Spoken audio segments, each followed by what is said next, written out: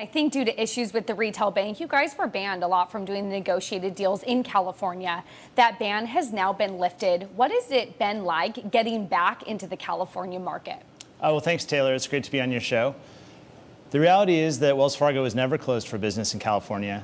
For a period of time, we were prohibited from working with the state on their negotiated transactions. We used that time to try to find other ways to support the state.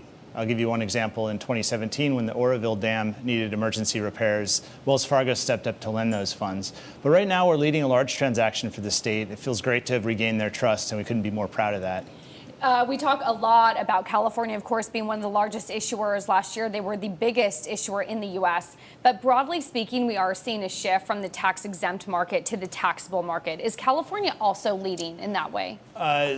Absolutely correct. The trend towards taxable issuance in the municipal market is only stronger in California. In fact, 60% of the issuance to date in California in the municipal market has been taxable, and that's a huge increase versus even a year ago was just 22%.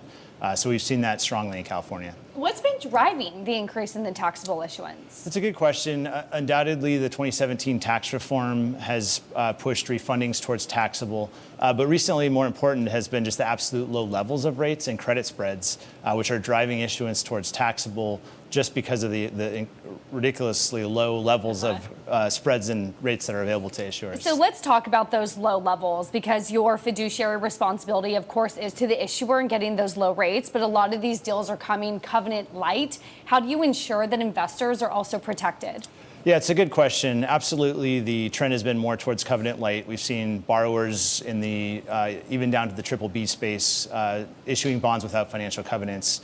It's an opportunity for the issuers to access funds without covenants. On the investor side, however, we focus on making sure they understand the credits, and we're watching it closely to make sure that the levels are appropriate. Finally here, higher ed is your wheelhouse. What can we expect from that segment?